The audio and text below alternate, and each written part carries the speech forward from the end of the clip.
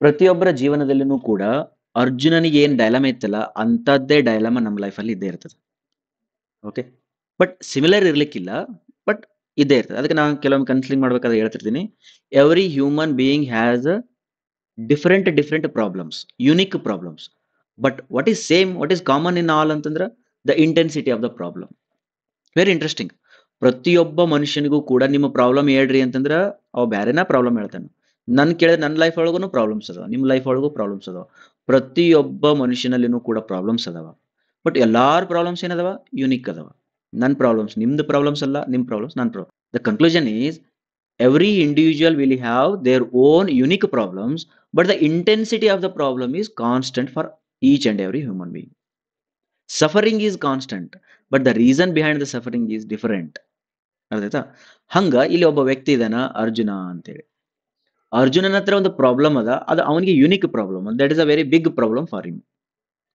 ಆ ಪ್ರಾಬ್ಲಮ್ ಇಂದ ಹೊರಗೆ ಬರ್ಬೇಕಾಗಿದೆ. ಏನ್ ಪ್ರಾಬ್ಲಮ್ ಅಂತಂದ್ರೆ, ನಾನು ಯುದ್ಧ ಮಾಡ್ಲೋ ಬೇಡೋ, ಧರ್ಮ ಅಧರ್ಮದ ನಡಬರ್ಕ ಯುದ್ಧ ನಡೆದದ. ಬಟ್ ಧರ್ಮ ಅಧರ್ಮನ ತಿಳ್ಕೊಳಕ್ ಆಗವಲ್ತು ನನಗೆ. ಯಾಕಂದ್ರೆ ಆ ಕಡೆನೂ ನಮ್ಮ ಮಂದಿನೇ ಅದರ, ಈ ಕಡೆನೂ ನಮ್ಮ ಮಂದಿನೇ ಅದರ. ಎಲ್ಲಾ ತಿಳಿದವನಾಗಿ ನಾನು ಯುದ್ಧ ಮಾಡ್ಲೋ ಬೇಡ. This is his problem. But what is the intensity of the problem? The same intensity ಇರ್ತಕ್ಕಂಥದ್ದು ನನ್ನಲ್ಲೂ ಇನ್ನೊಂದು ಪ್ರಾಬ್ಲಮ್ ಇರ್ಬೋದು. ಹಂಗಾರೆ how to overcome from this problem, how to understand from the problem, ಅದನ್ನ ನಾವು ನೋಡ್ಬೇಕು. ಓಕೆ, ಒಂದು ಸೊಲ್ಯೂಷನ್ ಕೊಟ್ಬಿಡ್ತೀನಿ ನಿಮ್ಗೆ. Whatever the intensity of the problem, whatever the uniqueness of the problem, but all problems are because of ignorance. ಇದು ಮಾತ್ರ ಕಟ್ಟಿಟ್ಟ ಬುತ್ತಿ. ಅಜ್ಞಾನವೇ ಎಲ್ಲದಕ್ಕೂ ಕಾರಣ. ಅಜ್ಞಾನ, ಇಗ್ನೋರೆನ್ಸ್. ನೀ ಕರೆಕ್ಟಾಗಿ ತಿಳ್ಕೊಂಡಿಲ್ಲ, ಅದ್ರ ಸಲ ಪ್ರಾಬ್ಲಮ್ಸ್ ಅದಾವ. ಏನ್ ತಿಳ್ಕೊಂಡಿಲ್ಲಪ್ಪ, ಏನ್ ತಿಳ್ಕೊಂಡಿಲ್ಲ? Then again there are so many things. ಅದನ್ನ ನಾವು ತಿಳ್ಕೊಂಡಿಲ್ಲ. ನಾನು ಯಾರಂತ ತಿಳ್ಕೊಂಡಿಲ್ಲ. ಜಗತ್ತಂದ್ರೆ ಏನು, ಟ್ರುತ್ ಅಂದ್ರೆ ಏನು, ಅಥವಾ ಲೈಫ್ ಅಂದ್ರೆ ಏನು, ನಾ ಎದಕ್ ಬಂದೀನಿ, ಏನ್ ಮಾಡಾಕತ್ತೀನಿ, ಇವು ನಮಗೆ ಅರ್ಥ ಆಗಿಲ್ಲ. ಅದ್ರ ಸಲುವಾಗಿ ಏನಾಗಿದೆ ಅಂದ್ರೆ ನಾವು ದುಃಖದಲ್ಲೇ ಅದೀವಿ. ಹೌದಾ? ಇಂಥ ಸಿಚುವೇಶನ್ಸ್ ಅಲ್ಲಿ ಅದಕ್ಕೆ ಅರ್ಜುನನಿಗಿದ್ದ ಪ್ರಾಬ್ಲಮ್ಸ್ ಅನ್ನೇ ನನಗಿರ್ಬೇಕಂತೇನಿಲ್ಲ. ಭಗವದ್ಗೀತೆ ಓದ್ಬೇಕು ಅಂತಂದ್ರೆ ನಾನು ಯುದ್ಧ ರಂಗದಲ್ಲಿ ನಿಂತ್ಕೊಂಡಾಗನ ಡೈಲಮ ಬರ್ತದ, ಅಂತ ಟೈಮ್ ಒಳಗನ ನನಗೊಬ್ಬ ಕೃಷ್ಣ ಬೇಕು ಅಂತ ಅರ್ಥ ಅಲ್ಲ. You imagine whatever the problem you have right now. ಆಮೇಲೆ ಇಂಟೆನ್ಸಿಟಿ ಆಫ್ ದ ಪ್ರಾಬ್ಲಮ್ಸ್ ಒಂದೇ ಸಿಚುವೇಶನ್ಸ್ ಒಂದೇ ರೀತಿ ಇರ್ಬೇಕಂತೇನೂ ಇಲ್ಲ.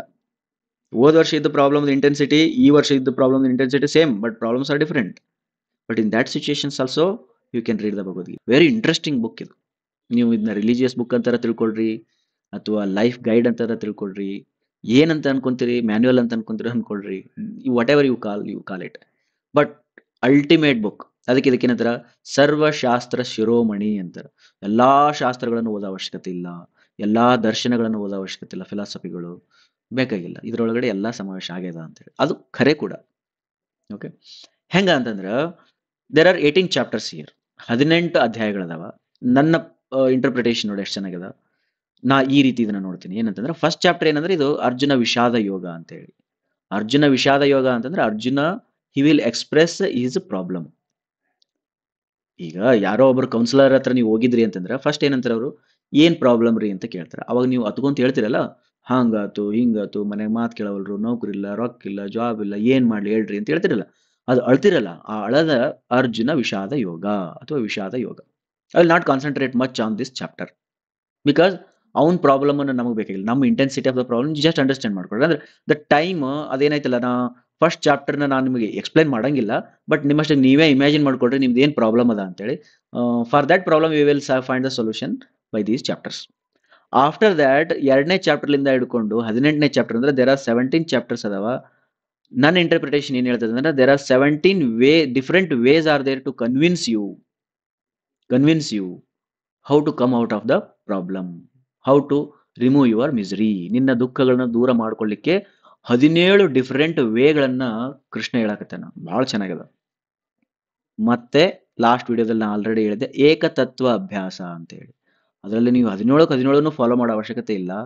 ಬಟ್ ನೀ ಒಂದನ್ನು ಫಾಲೋ ಮಾಡಿದ್ರು ಕೂಡ ನಿನ್ನ ಪ್ರಾಬ್ಲಮ್ ಸಾಲ್ವ್ ಆಗ್ತಾವ. ವೆರಿ ಇಂಪಾರ್ಟೆಂಟ್ ಏಕತತ್ವ ಅಭ್ಯಾಸ. ಅದಕ್ಕೆ ಇಲ್ಲಿ ಕೃಷ್ಣ ಏನ್ ಮಾಡ್ತಾನೆ ಅಂತಂದ್ರೆ 2ನೇ ಚಾಪ್ಟರ್ ಅಲ್ಲಿ ಅರ್ಜುನನಿಗೆ ಸಾಂಖ್ಯ ಯೋಗ ಎಕ್ಸ್ಪ್ಲೈನ್ ಮಾಡ್ತಾನೆ.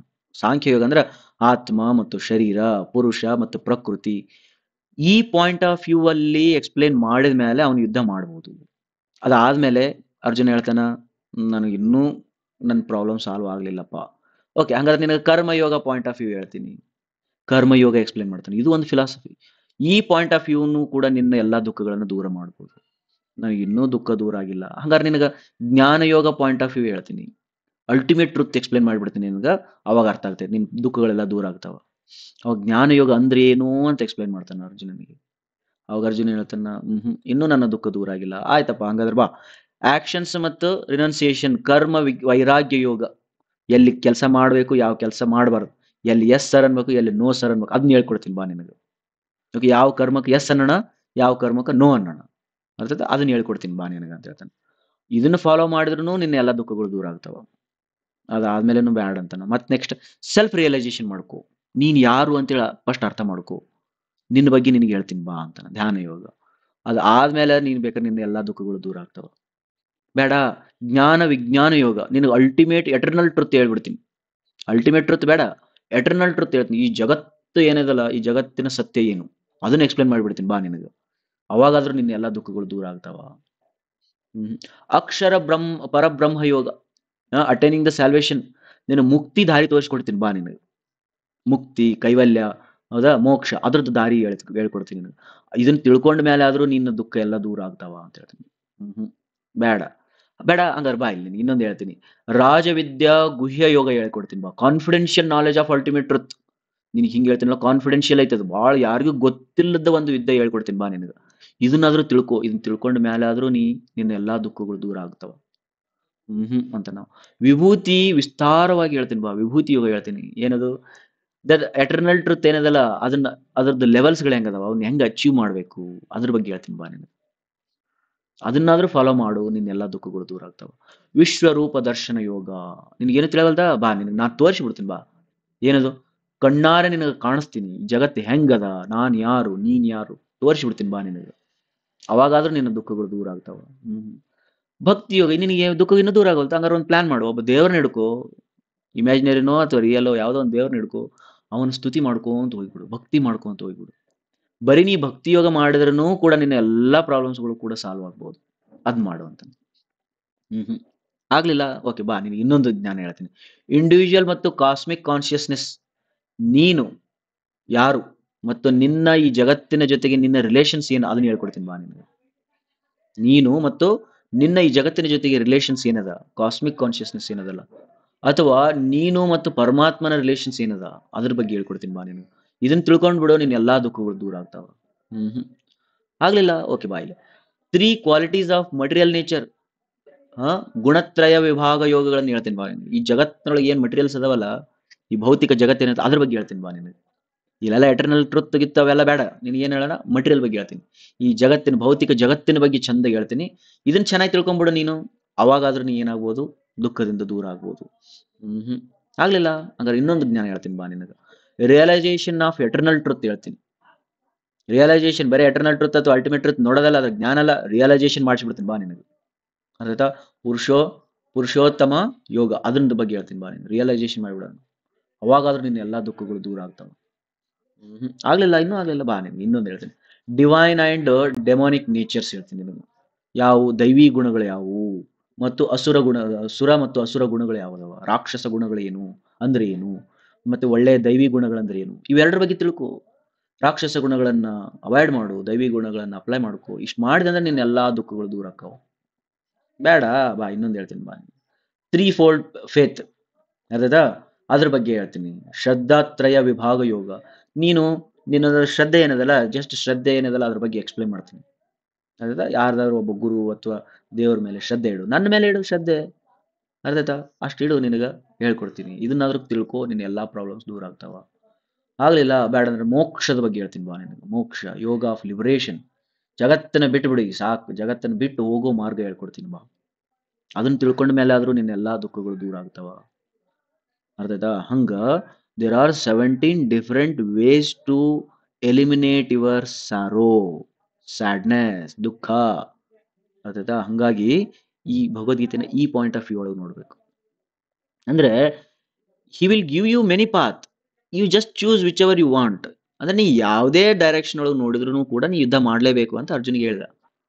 ಬಟ್ ಒಂದು ವೆರಿ ಇಂಟ್ರೆಸ್ಟಿಂಗ್ ಏನಂತಂದ್ರೆ, ಇಲ್ಲಿ ಕೆಲವು ಚಾಪ್ಟರ್ಗಳು ಇನ್ನೊಂದು ಚಾಪ್ಟರ್ಗಳನ್ನ ಅಪೋಸಿಟ್ ಮಾಡ್ತಾವ.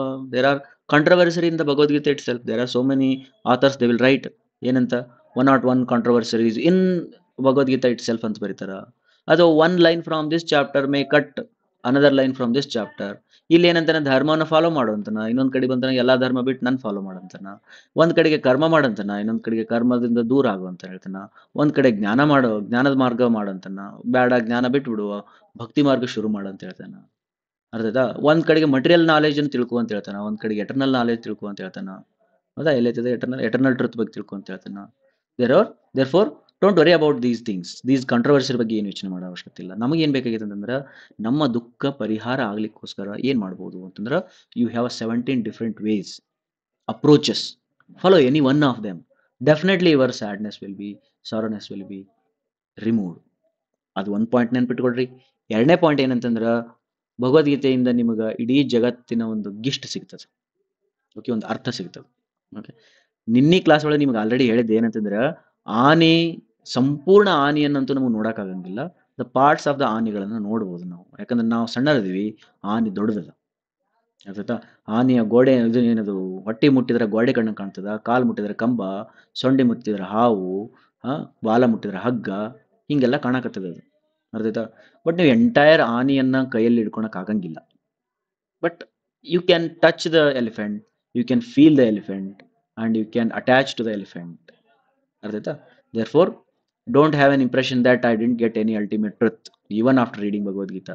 Don't worry. But here, definitely ಏನಂತಂದ್ರೆ many parts of the elephant you can get it. And very interesting and very genuine and very talented, highly talented person ಏನಿರ್ತಾನಲ್ಲ ಅವನು ಇವು ಎಲ್ಲಾ ಪಾರ್ಟ್ಸ್ಗಳನ್ನ ಜಾಯಿನ್ ಮಾಡಿ ಆನೆಯನ್ನ ಅರ್ಥ ಮಾಡ್ಕೊಳ್ತಾನೆ.